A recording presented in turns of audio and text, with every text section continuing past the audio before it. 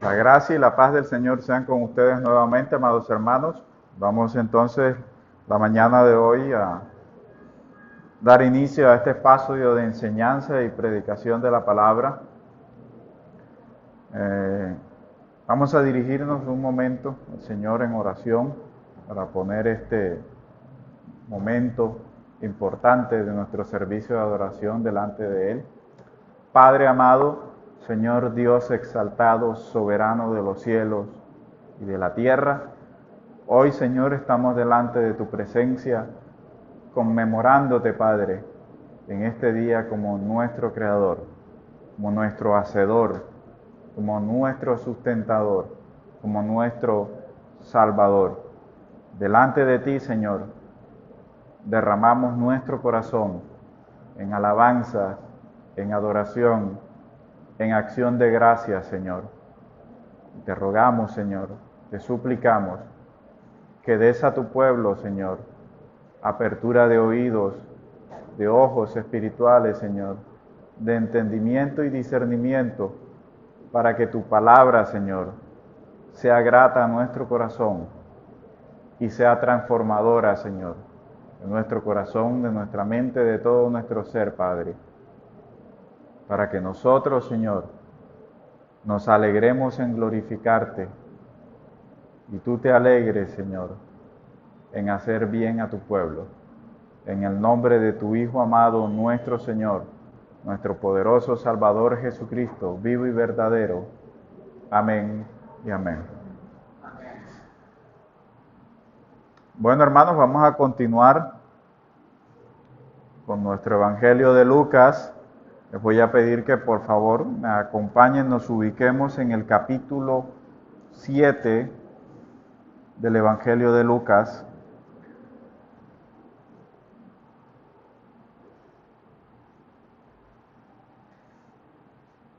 Este capítulo 7 está dividido en varias escenas que parecen ser independientes la una de la otra, porque no quiere decir que tengan una correlación, pero sí la tienen y luego vamos a ver el porqué de ella.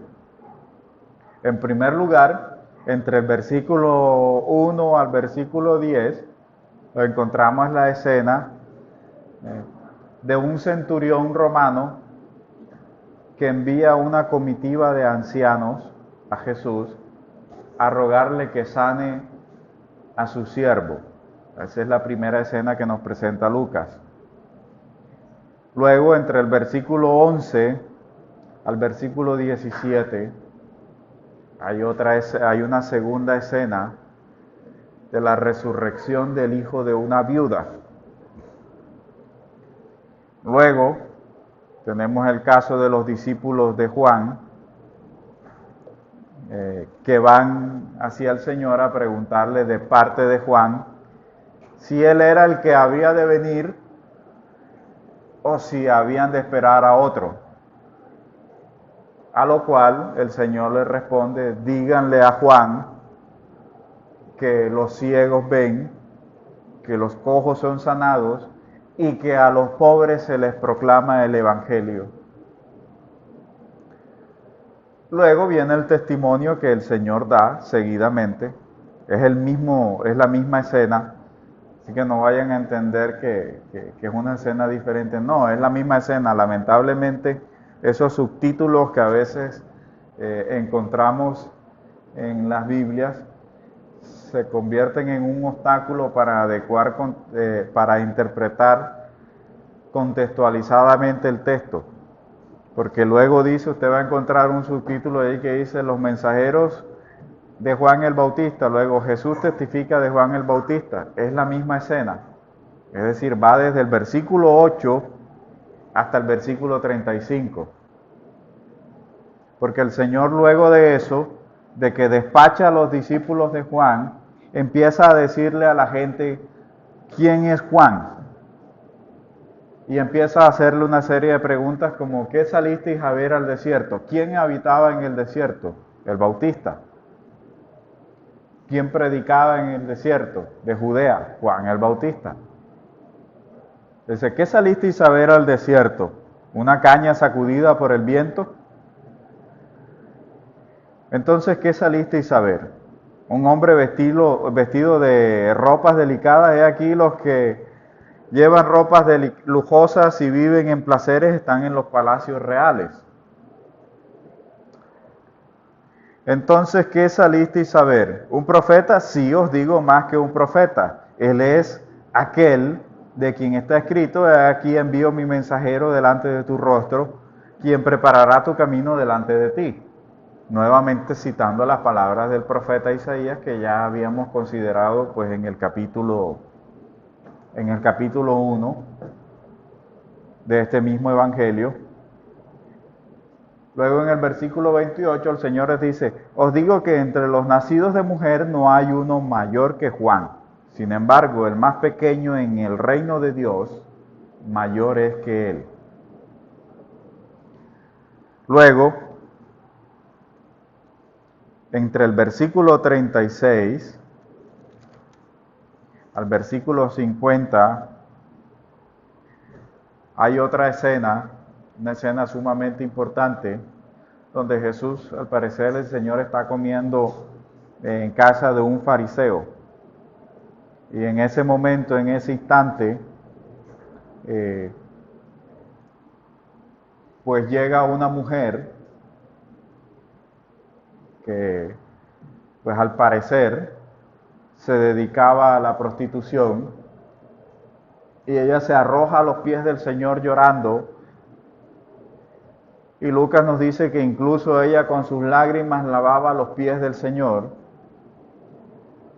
y quienes lo acompañaban a la mesa decían, si este hombre de verdad fuera profeta, sabría qué clase de mujer es la que lo está tocando.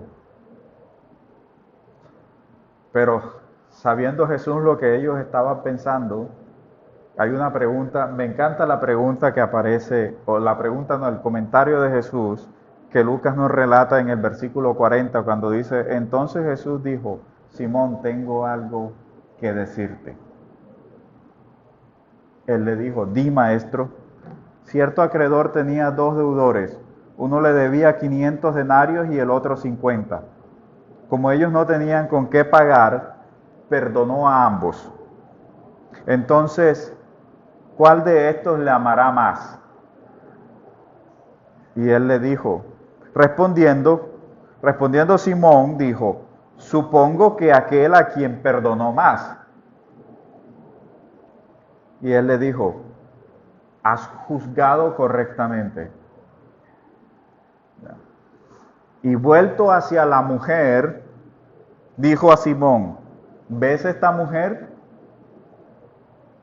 Yo entré en tu casa y no me disteis agua para mis pies.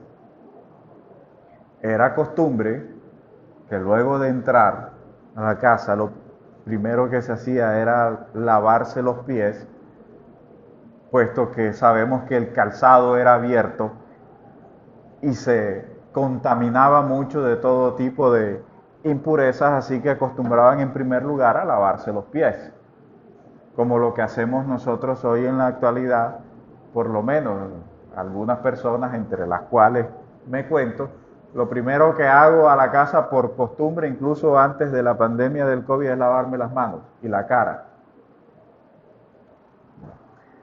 Entonces Jesús le dice, yo entré en tu casa y no me disteis agua para mis pies, pero ésta ha mojado mis pies con lágrimas y las ha secado con sus cabellos. Tú no me diste un beso. Con un beso era que se saludaba en Medio Oriente en esa época. De hecho, todavía hoy, entre los árabes se saludan de beso. Pablo, cuando escribe al final, en el último saludo de una de sus cartas, dice, os saludo con un ósculo santo, es decir, con un beso santo. Judas se entregó al Señor con un beso, porque era la manera de saludar. Era una manera frecuente en el Medio Oriente de extender un saludo. Entonces el Señor le dice, tú no me diste un beso, pero desde que entré, esta no ha cesado de besar mis pies. Tú no ungiste mi cabeza con aceite, pero esta ha ungido mis pies con perfume. Por lo cual te digo que sus muchos pecados son perdonados, puesto que amó mucho. Pero al que se le perdona poco, poco ama. Y a ella le dijo, tus pecados te son perdonados. Esas eran palabras difíciles de asimilar para un judío del primer siglo. Pues miren la reacción que sigue a las palabras de Jesús. Jesús le dice a la mujer, luego de dirigirse a Simón, le dice a la mujer, tus muchos pecados te son perdonados. Los que estaban con él a la mesa comenzaron a decir entre sí, ¿quién es este que hasta perdona pecados?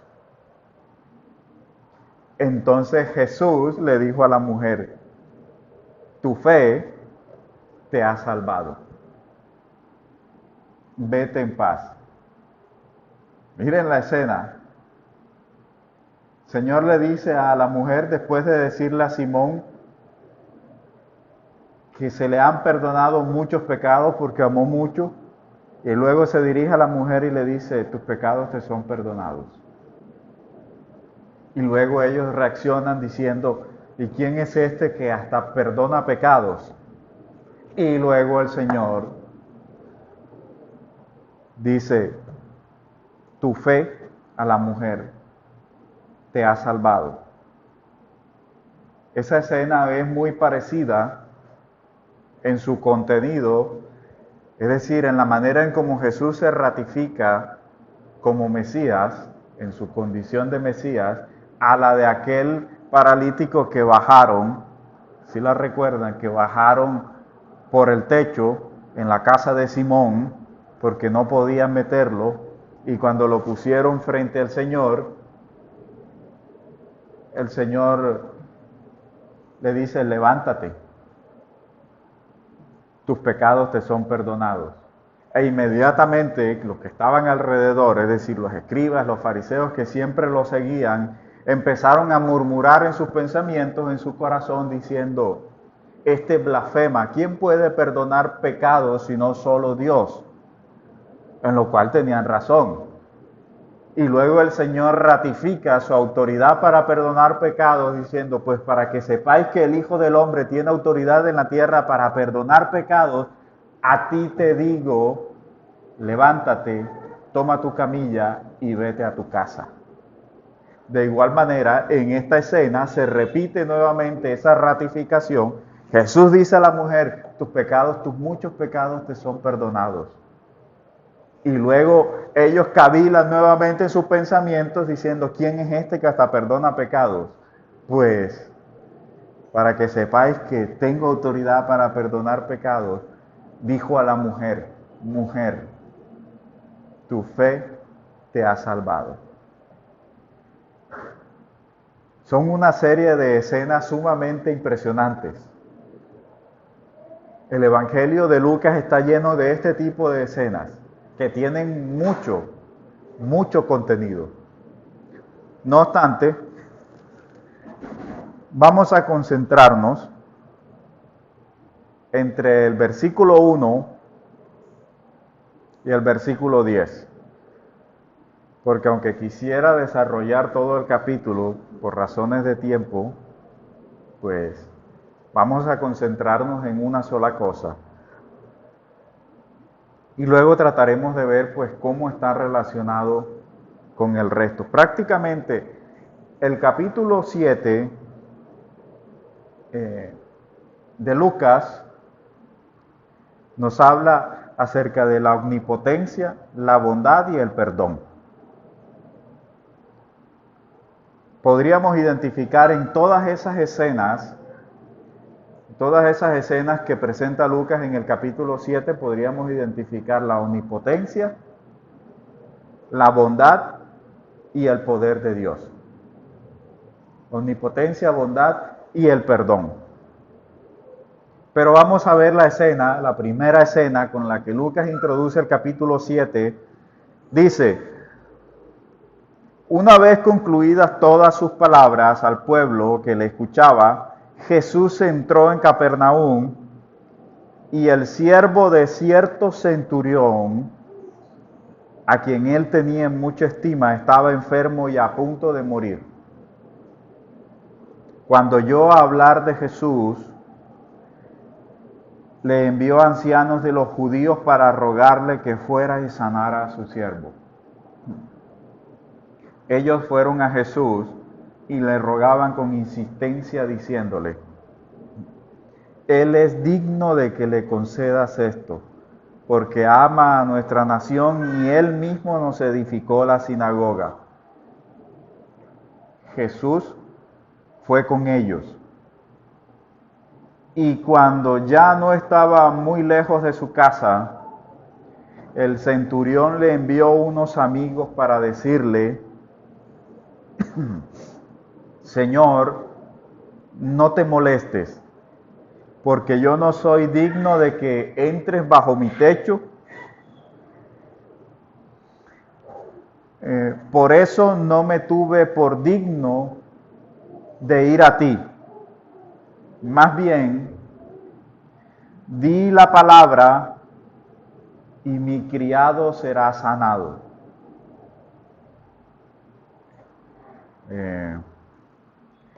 Porque yo también soy hombre puesto bajo autoridad y tengo soldados bajo mi mando. Y digo a este: ve, y él va. Digo al otro: ven, y él viene. Digo a mi siervo: haz esto, y él lo hace.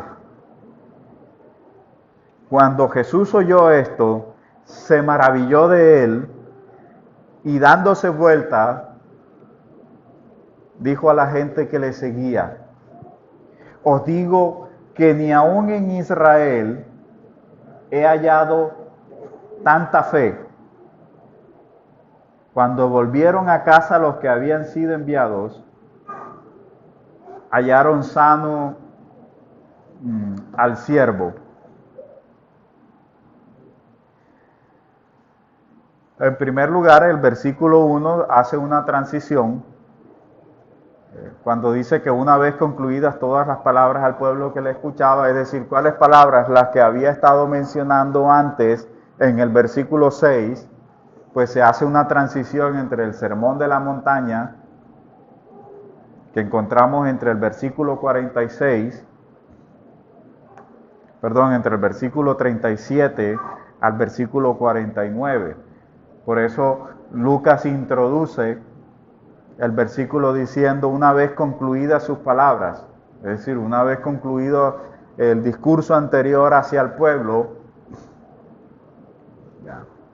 es que se presenta la escena del centurión romano que envía una comitiva de ancianos de los judíos para hacerle una petición a Jesús.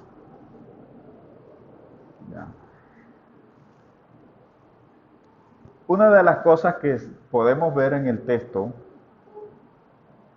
es que se trataba de un hombre de origen gentil, al cual identifica como un centurión. No nos dice nombre, simplemente identifica su rango. Un centurión era un oficial romano que estaba a cargo de una tropa de alrededor de 100 hombres. Entonces lo primero que hace Lucas es identificar que esta persona no es judía, es de origen gentil. ¿Por qué? Porque él no va directamente a Jesús. Él pide la ayuda de ancianos del pueblo.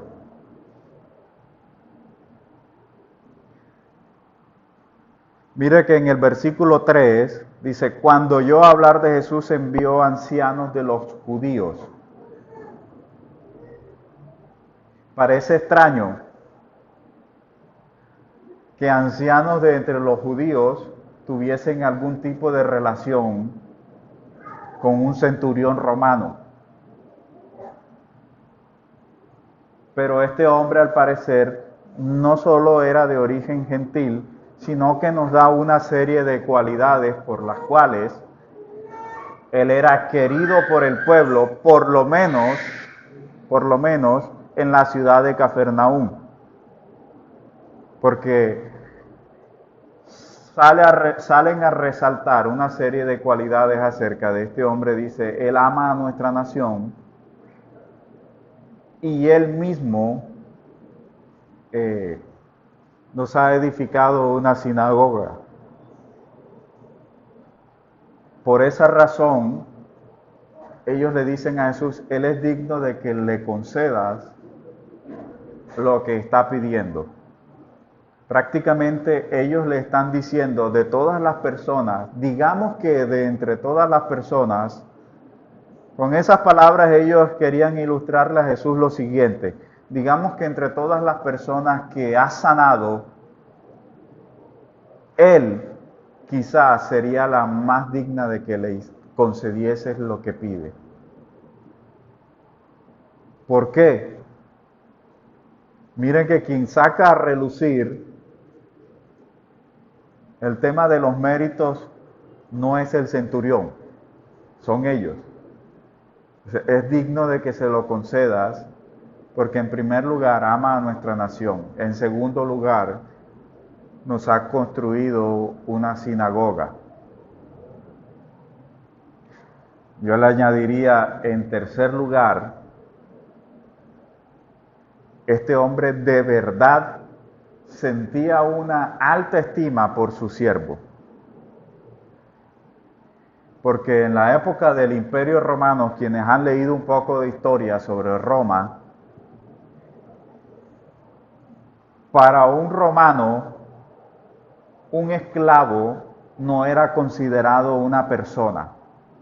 Un esclavo era considerado una cosa, un objeto, del cual su amo, su dominus, podía prescindir de él cuando quisiera. Si consideraba que su esclavo le era inútil, podía disponer incluso, podía venderlo, podía castigarlo o incluso podía disponer de su vida. Porque un esclavo no tenía ningún tipo de derechos, no tenía ningún tipo de garantías legales.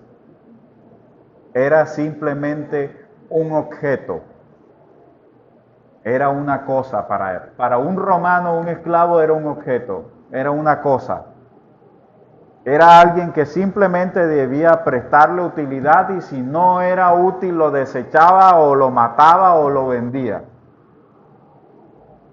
Así era como los romanos trataban a los esclavos. Pero al parecer esta persona era bastante diferente a lo que era el común denominador de los dominus romanos. De hecho, usted va a encontrar un sinnúmero de películas que ilustran la forma en cómo los romanos trataban a sus esclavos. Pero dice que este hombre tenía en alta estima a su siervo. Es decir, que le era valioso, le era apreciado, le era estimada la vida de su siervo. Que un romano intercediera por la vida de su siervo, eso era poco común. Eso no era común. Lo que indica que este hombre de verdad tenía un verdadero vínculo afectivo hacia su siervo. No lo veía como una cosa, no lo veía como un objeto, hasta el punto de acudir a una comitiva de entre los ancianos judíos para pedirle a Jesús que sanara a su siervo. porque probablemente estaba a punto de morir. Y acude a Jesús porque sin duda alguna sabemos que la fama de Jesús se difundió por todos los territorios de Israel. Así que al parecer este centurión tenía conocimiento de las señales y de los milagros que hacía Jesús, hasta tal punto de enviar por él. Lo cual, todas estas características que vemos en esta persona demuestra una profunda humildad de parte del centurión. Cosa que no era, esta es otra cosa que no era muy común entre los romanos. La humildad no era muy característica de un romano, y mucho menos de un romano con autoridad, y mucho menos de un militar, pues los militares romanos eran crueles, eran déspotas. Ahora, ¿por qué habría este hombre de pedir, de buscar ayuda y pedirle a Jesús que viniese, siendo que él hubiese dispuesto de su autoridad y hacerlo venir a la fuerza? Porque prácticamente para la época los judíos estaban bajo el yugo de Roma, es decir, eran esclavos de los romanos, y bien podían disponer de ellos, hacer uso de su autoridad para hacerlo venir incluso en contra de su voluntad. Pero este hombre no hace eso.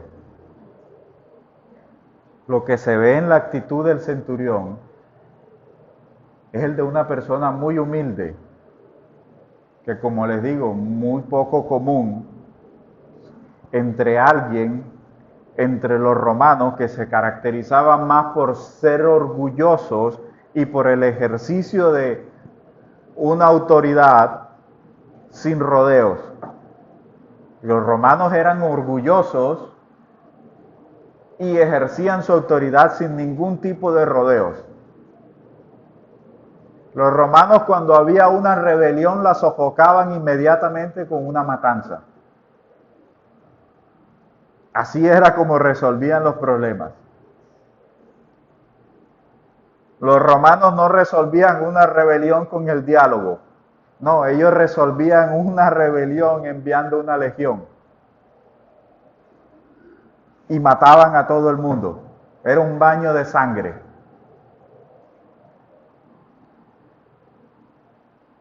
Porque ellos no temían hacer un uso de su autoridad. Pero aquí vemos un hombre que tiene autoridad y aún así pide ayuda y manda a que le pidan a Jesús que venga y sane a su siervo. Además de eso, algunos especulan que se puede tratar de aquellos que llamaban prosélitos, porque era un hombre que conocía muy bien, que estaba muy familiarizado con las tradiciones de los judíos, porque él no pretende que Jesús entre a su casa. Es decir, este centurión no era un ignorante de las leyes y de las costumbres del pueblo, porque él no pretendía, a diferencia de lo que los mismos judíos pensaban.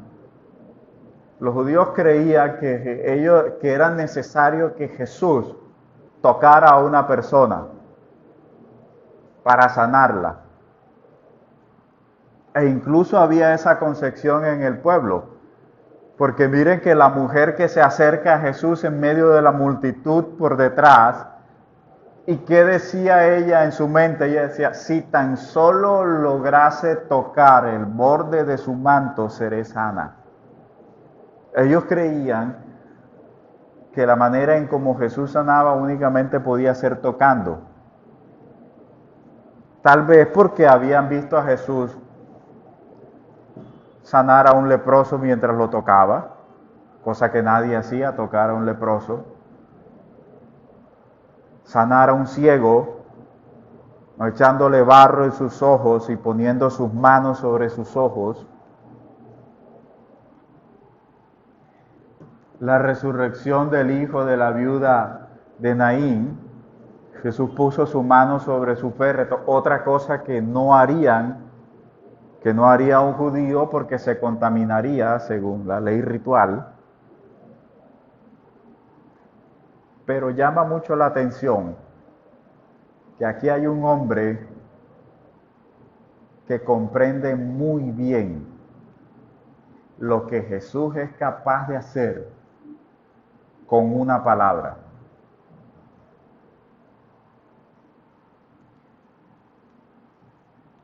Así que, sin duda hay muchas características que sobresalen en la persona de este centurión, que para nosotros es desconocido, tal vez para ellos era alguien muy conocido, obviamente, puesto que le tenían en estima hasta el punto de interceder por él. Y además, era alguien al parecer bastante adinerado, es decir, bastante pudiente, porque cuando se utiliza la expresión en el versículo 4, en el versículo 5, cuando se utiliza la expresión porque ama a nuestra nación y él mismo nos edificó la sinagoga, la expresión él mismo nos edificó la sinagoga no está queriendo decir que él mismo puso las piedras y no está hablando del acto físico de la construcción, está hablando de que él, de su propio patrimonio, de su propio dinero, financió totalmente la construcción de la sinagoga. Es decir, que debía ser alguien muy pudiente, muy adinerado, para financiar la construcción de una sinagoga. Por eso ellos sacan a resaltar estos méritos, entre comillas. Y es sumamente importante este punto aquí. Porque a los ojos de la nación, a los ojos de ellos, el centurión era alguien que tenía méritos. Ama a la nación y nos construyó la sinagoga. A los ojos de los judíos, él era alguien con muchos méritos. Y además de eso se suma de que era una persona piadosa. Por eso ellos dicen, él es digno de que le concedas su petición. Pero si hay algo de lo que podemos estar seguros, es que este hombre no consideraba en sí mismo tener ningún mérito delante de Jesús. De hecho, lo que refleja es una profunda humildad, consciente de que toda buena dádiva, de que toda bendición, de que toda buena acción sobre los hombres es una manifestación de la admirable misericordia divina en la persona de Jesús. Ellos veían a alguien que tenía méritos. Él se veía como alguien que tenía una profunda necesidad de la misericordia de Dios a través de la persona de Jesús. Por eso era una persona piadosa. No era una persona enfocada. Es curioso, que un centurión romano entendiera mejor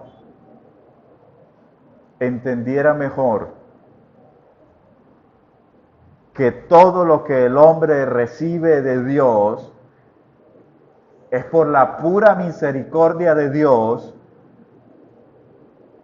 y no por una especie de retribución de la divinidad frente al mérito del hombre.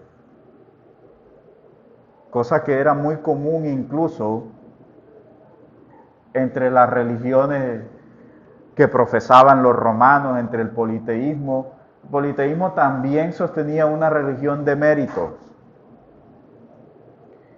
donde los hombres agradaban a los dioses haciendo buenas acciones, haciendo buenas obras. Este hombre no entiende la fe de esa manera. El centurión comprende que la fe no es un asunto de méritos, que la fe nada tiene que ver con el mérito, porque no lo hay. El testimonio de la Escritura es que todos están muertos en delitos y pecados, que todos se han descarriado, que todos se han apartado, que no hay ni siquiera uno que haga lo bueno, y que aunque el hombre puede y tiene la capacidad de hacer el bien, aún así la Escritura sigue dejándolo convicto, porque el predicador de Eclesiastés dijo: no hay un hombre tan justo sobre la tierra que haga el bien y nunca peque. Así que no hay lugar cuando se trata de la fe, no hay lugar al mérito. Solo a la inmensa misericordia de Dios. Y este hombre entendía muy bien eso. Era un hombre piadoso. No era un centurión común y corriente. Era un hombre que entendía, incluso estaba familiarizado con las costumbres, porque cuando ve a Jesús ya a cierta distancia, él ni siquiera se pudo haber imaginado que Jesús respondería tan pronto a su llamado. Porque aunque Lucas no nos lo dice, en el capítulo 8 del Evangelio de Mateo, donde hay un relato paralelo, Mateo contiene algo que Lucas no contiene. En el capítulo 8 de Mateo, en el versículo 5 dice: cuando Jesús entró en Cafarnaúm, vino a él un centurión y le rogó, diciendo: Señor, mi criado está postrado en casa, paralítico, y sufre terribles dolores. Algunas personas podrían decirle que el relato de Mateo y el de Lucas son contradictorios, porque Lucas dice que él envió una comitiva de los judíos y Mateo dice que el centurión fue a él y le rogó. ¿Hay una contradicción en el texto? No. Porque cuando se enviaba a alguien, quien era enviado es como quien enviaba. Esa era la figura que en el judaísmo se conocía como el shaliach, que se decía que quien era enviado es como quien lo envía. Así que no hay contradicción. La comitiva de los judíos estaban hablando como si estuviese hablando el centurión mismo. Así que no hay tal contradicción entre Mateo y Lucas, simplemente son dos maneras diferentes de decir las cosas. Luego, Lucas no contiene en esta parte del relato la respuesta de Jesús. En el versículo 6, Señor, mi criado está postrado en casa, paralítico, y sufre terribles dolores. Jesús le dijo: yo iré y lo sanaré. Respondió el centurión y dijo: Señor, yo no soy digno de que entres bajo mi techo. Solamente di la palabra y mi criado será sanado, porque yo también soy un hombre bajo autoridad y tengo soldados bajo mi mando.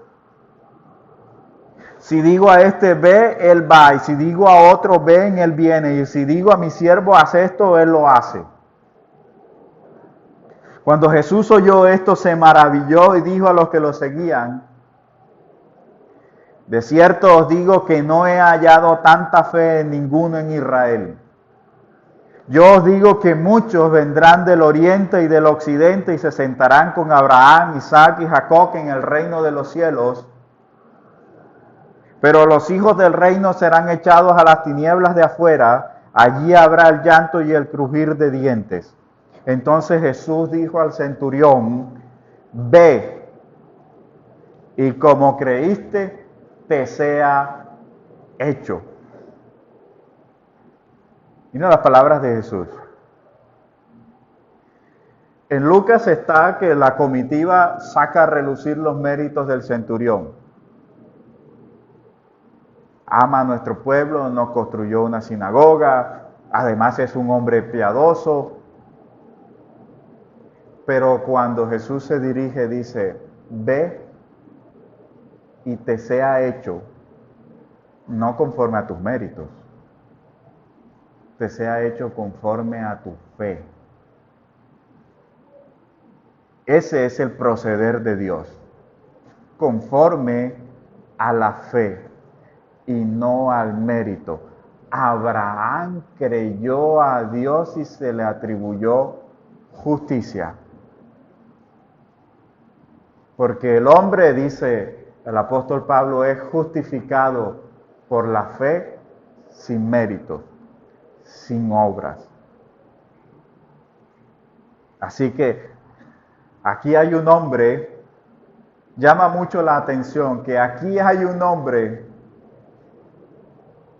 del cual el Hijo de Dios en su humanidad, esta es quizás la segunda escena en donde se utiliza la expresión que Jesús se sorprende por la fe de alguien. El Hijo de Dios en su humanidad, no en su divinidad, no puede ser sorprendido en su divinidad, pero en su condición humana le ha sorprendido la fe de este hombre, hasta tal punto que llega incluso a alabarla por encima de aquellos que se consideran a sí mismos el pueblo elegido y los hijos de la alianza. Y Jesús les dice, se da vuelta y les dice a ellos: muchos vendrán del oriente y del occidente y se sentarán en el reino de los cielos a la mesa con Abraham, con Isaac y con Jacob, y los hijos del reino serán echados fuera, y será el lloro y el crujir de dientes. Porque no se trata de méritos. Nada tiene que ver con que se sea o no descendiente de Abraham. No se trata. Hay algo que la gente debe meterse en la cabeza a través de la Escritura. Y es que no se trata, Pablo lo dijo una y otra vez, tienes que leer Romanos para que comprendas que el apóstol dice: no se trata de que seas descendiente de Abraham, porque Abraham tuvo, dice, muchos hijos. Tuvo muchos hijos. Pero no se trata de que seas descendiente de Abraham, no se trata de que tengas la sangre de Abraham corriendo por las venas. Se trata de que tengas la fe de Abraham. Porque solamente el que tiene la fe de Abraham es considerado hijo. Gálatas 3, el apóstol Pablo lo dice con mucha claridad. Son hijos de Abraham los que tienen la fe de Abraham, el padre de la fe. Así que tiene poca importancia su nacionalidad, su origen, su lengua, etcétera, etcétera. Apocalipsis dice, tú redimiste para ti gente de toda tribu, lengua, pueblo y nación. Y aquí hay un hombre que incluso podía ser despreciado en medio del entorno y del contexto en el que vivía por el simple hecho de ser gentil. Y Jesús dice de él es uno de los que se sentará a la mesa con Abraham, con Isaac y con Jacob en el reino de los cielos. Y los hijos del reino, aquellos que presumen ser hijos del reino, porque como decían cuando se acercaron a Juan el Bautista, nosotros somos descendientes de Abraham. Y Juan respondió, no penséis decir en vuestro corazón, descendientes de Abraham somos, porque Dios puede levantar aún de estas piedras hijos a Abraham. Así que este hombre tenía una fe sencilla pero genuina. Este hombre comprendió mejor la autoridad que tenía Jesús y no trató de explicarle a Jesús en qué consistía la autoridad. Más bien él reconoció a alguien con una autoridad única, con una autoridad que no como la de él, pues él dice, yo soy un hombre sujeto a la autoridad y que tiene hombres bajo autoridad. Las órdenes de un centurión, las órdenes de un superior romano no se cuestionaban. Y él se lo ilustra a Jesús, Señor, tu autoridad, digamos que es parecida, pero superior. Yo digo a este hombre y él va. Lo llamo y él viene. Digo a mi siervo, hace esto y lo hace.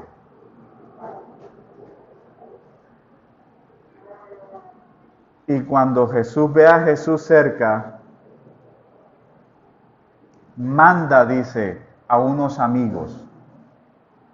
Cuando ve que Jesús viene hacia su casa con la comitiva, él manda a unos amigos a decirle de parte del centurión, Señor, hasta allí, porque yo comprendo que según las tradiciones del pueblo, un judío no puede entrar a la casa de un extranjero porque se contamina. Eso era parte de la tradición y poco le importaba a Jesús esos aspectos de la tradición. Mientras él, incluso que muchos de sus discípulos, luego del encuentro, luego de la experiencia con su Señor, seguían teniendo esa clase de prejuicios. Para la muestra un botón, ahí está Pedro. Hechos capítulo 10,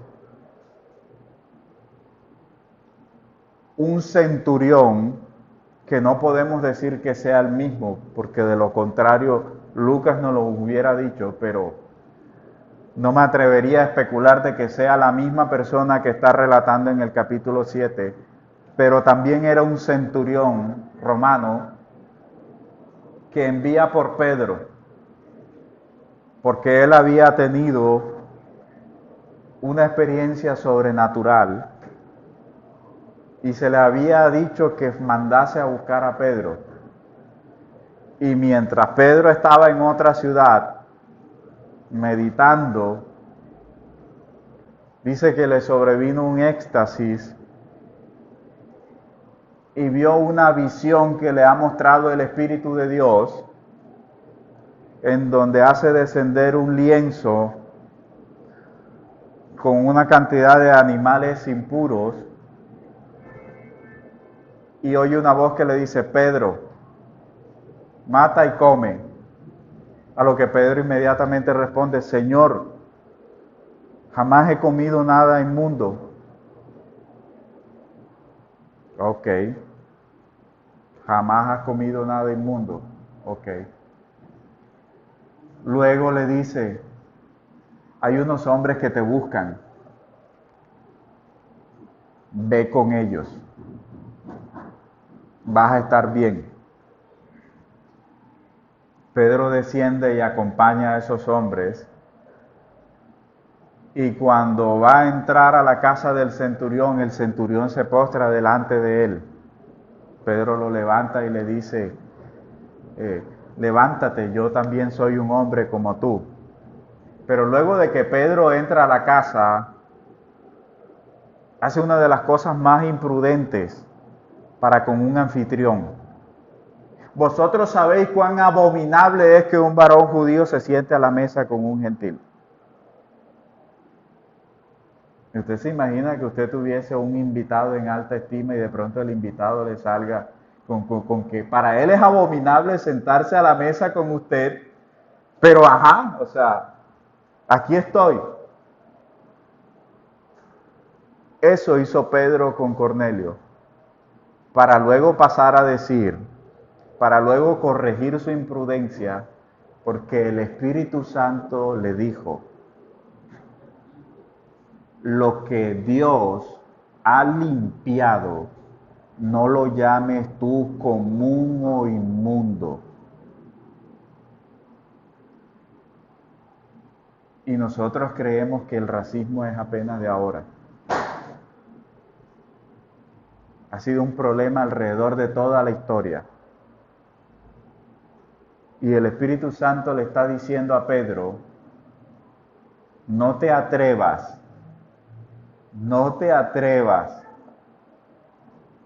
a creer que el sacrificio de Cristo no tiene nada que ver con ellos. No creas que tu prejuicio es superior a la sangre derramada en un madero. Se trata de la sangre del Hijo de Dios. No te atrevas a llamar impuro a aquello que el Hijo de Dios ha limpiado con su sangre.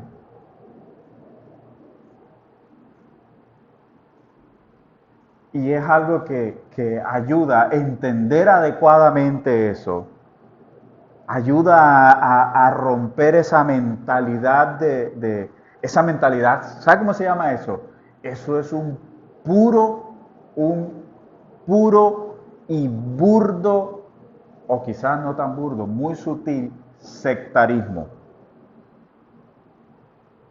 El creer que mi posición es la única válida, que mi expresión de fe es la única válida, a lo cual el Señor le responde a Pedro, o Pedro dice, por inspiración del Señor, a mí me mostró que Él se agrada en toda nación de aquel que le teme.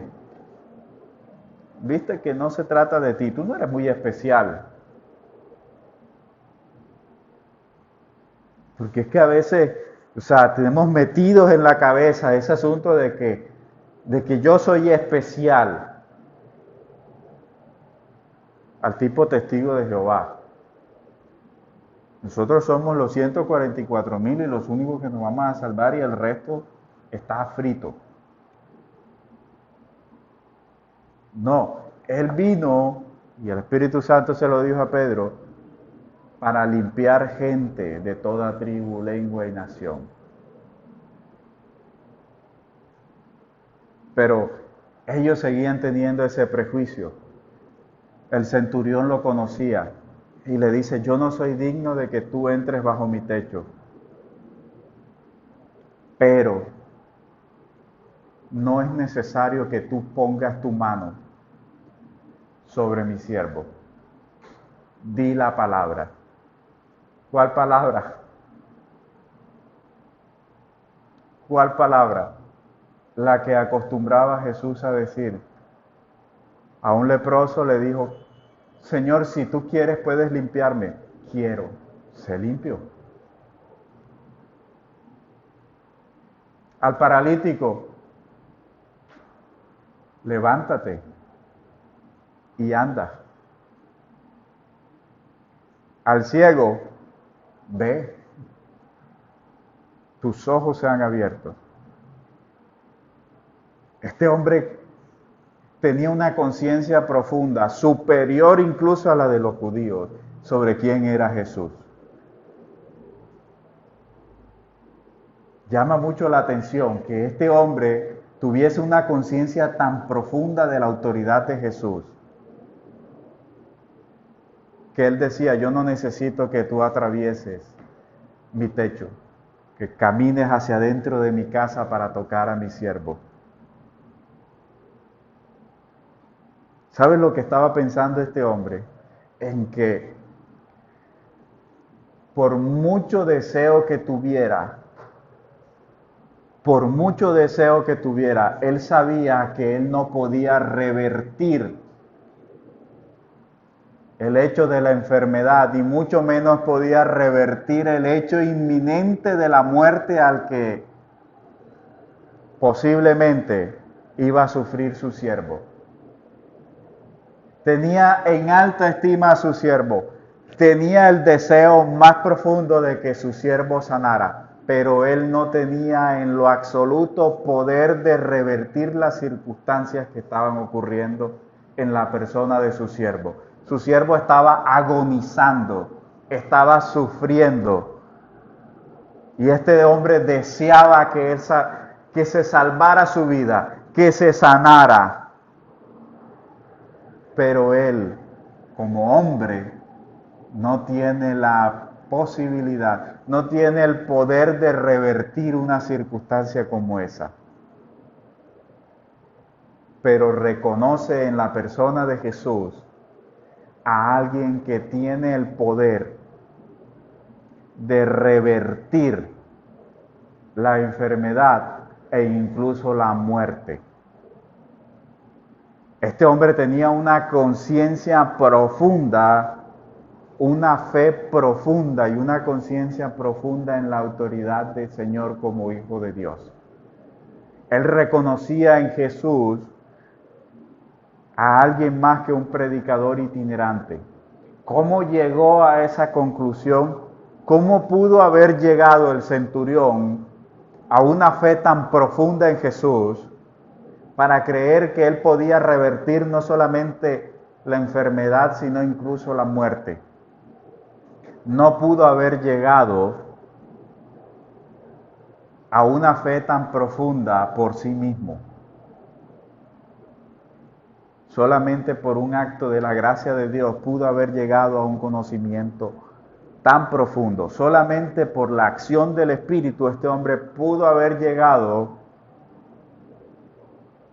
a comprender, a vislumbrar quizá un poco de la divinidad del Señor.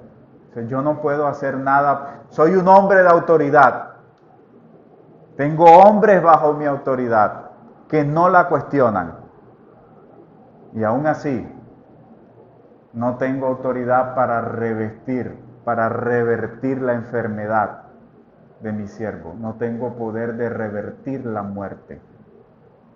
Tú sí puedes. Y no es necesario que lo toques. Tan solo di la palabra, sé sano, y mi siervo sanará. Tú eres, o sea, todo lo que está de fondo en las palabras del centurión es que de alguna manera, aunque él no fuera consciente, él sabía que él era indigno y que Jesús era el Santísimo, que Jesús era alguien divino, con poder sobre la vida y la muerte, que Jesús era aquel que dice la Escritura, el Evangelio, el creador y el sustentador de todas las cosas. Juan lo dice en su Evangelio, en el capítulo 1, en el versículo 3, que sin Él nada de lo que ha sido hecho fue hecho. Y Hebreos dice, y del Hijo, que es el resplandor de su gloria, de la gloria del Padre, y la imagen exacta de su naturaleza, y quien sustenta todas las cosas con la palabra de su poder, ese es Jesús. Y de alguna manera este hombre llegó al convencimiento, obviamente por la acción del Espíritu, pues no pudo haber llegado a un convencimiento de semejante magnitud solo. No fue racionalizándolo. Tuvo que haber sido una acción sobrenatural en él, como para que este hombre identificara en la persona de Jesús un poder que estaba por encima incluso de la autoridad del César y de los hombres de la tierra. Esa es la autoridad del Hijo de Dios. Que luego el Señor le dice a sus discípulos en el capítulo 28 de Mateo, toda autoridad me ha sido dada en el cielo y en la tierra.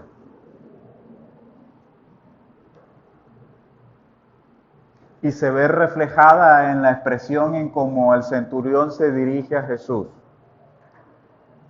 Señor. La expresión Kyrios que se utiliza para Dios.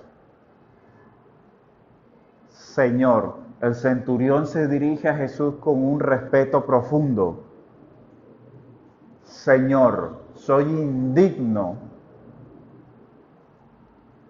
de que tú entres bajo mi techo.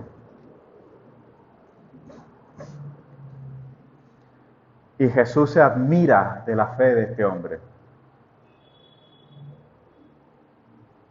Hasta el punto de hacer una comparación entre la fe de un centurión romano y la fe de los hijos de Israel, que demostraban más incredulidad y rebeldía respecto de la persona de Jesús que cualquier otra cosa.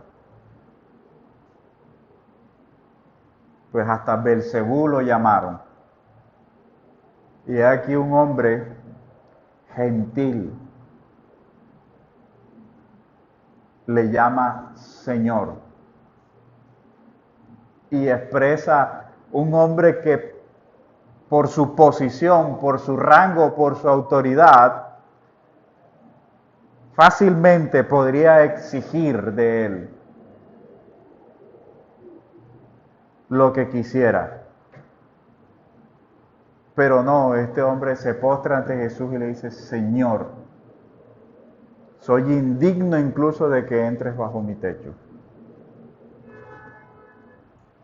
Pero tu palabra me es suficiente. Esa es una fe sencilla, pero genuina. Es una fe auténtica.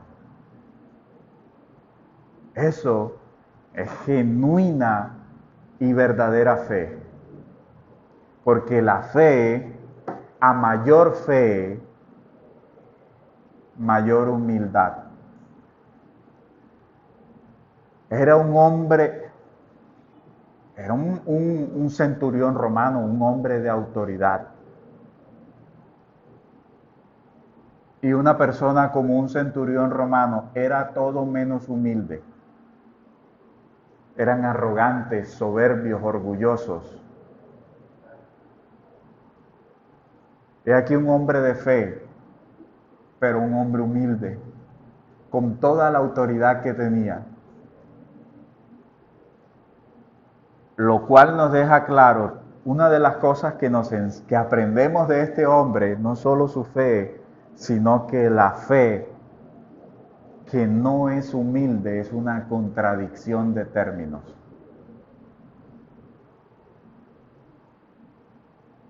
Una fe que no muestra humildad de carácter, no es una fe conforme a la Escritura, conforme a principios bíblicos. Santiago dice, toda buena dádiva desciende de lo alto, el Padre de las luces, del cual no hay mudanza ni sombra de variación. Y luego empieza a hablarnos de una fe que no es genuina, de una fe que es solamente aparente. Un ejemplo de ello, la fe del fariseo que subió al templo a orar. ¿Con quién oraba? Dice Lucas en el capítulo 18, consigo mismo, diciendo, Señor, te doy gracias porque yo no soy como este pecador, porque yo ayuno 2 veces a la semana, doy diezmo, hago esto otro, mientras el publicano, que no podía levantar su mirada al cielo, solamente oraba diciendo, Señor, sé propicio a mí, que soy un hombre pecador. Esa es fe genuina. La fe genuina jamás puede ser orgullosa, jamás puede ser arrogante, jamás puede ser jactanciosa, que no hay nada de qué jactarse. Pablo lo dijo, ¿dónde está pues la jactancia? ¿Qué tienes que no hayas recibido? Y si lo recibiste, ¿por qué te jactas como si no lo hubieras recibido? Es decir, ¿por qué te jactas como si no fuese un don de Dios, sino algo tuyo? ¿Qué tienes que no hayas recibido? Es decir, ¿qué tienes que no venga de Dios? Alguien antiguamente por allá en la Edad Media orando decía, Señor, ¿quién tiene algo que no sea tuyo? Si los salmistas decían, Señor, de lo recibido de tu mano te damos. ¿Qué es lo que le damos al Señor? Lo que recibimos de Él viene como don a nosotros y regresa como una ofrenda a Dios. Por eso la Escritura dice, porque de Él, por Él y para Él son todas las cosas, dice el apóstol Pablo, amén y amén. A Él sea la gloria. Todo Él viene de Él y todo retorna a Él. Nuestra fe viene de Él, pues es don de Dios, dice el apóstol Pablo en Efesios 2:8. ¿Y cómo se manifiesta? Por una confianza profunda en Él. Es decir, viene de Él y asciende hacia Él. No hacia uno mismo. Esa es la fe genuina. Esa era la fe de ese centurión. Esa es una fe sencilla pero profunda y digna de imitar. Una fe que descansaba profundamente en Dios y solamente en Dios.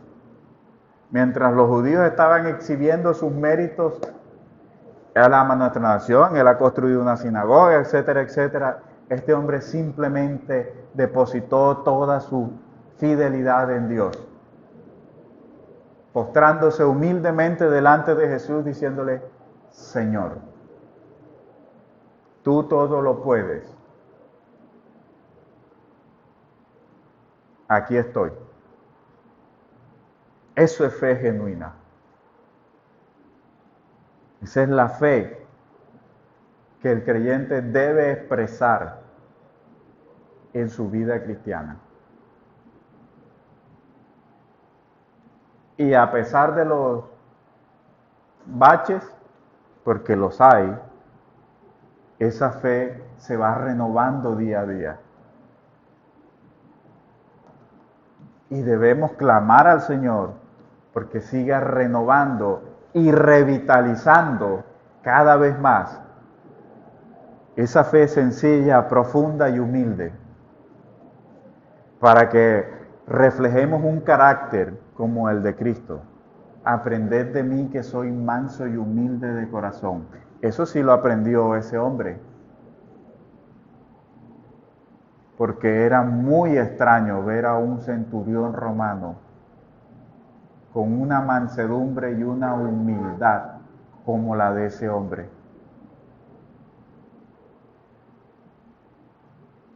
Ese es el carácter que se debe imitar. Hacia allá es hacia donde debe crecer, en esa calidad de fe, de carácter y de humildad, es hacia donde debe crecer el creyente. Vamos a orar, hermanos. Padre amado, gracias, Señor, por tu misericordia, por tu bondad, por tu fidelidad, Señor. Gracias, Padre, porque eres tú, Señor, quien nos sostienes, eres tú, Señor, quien nos fortaleces. Eres tú, Señor, quien alimenta y sostiene nuestra fe. Ayúdanos, Señor, a crecer en fe, Señor, en amor, en humildad, Padre amado, en bondad. Gracias te damos, Señor, en el glorioso y poderoso nombre de tu Hijo amado, nuestro Señor y Salvador Jesucristo. Amén y amén.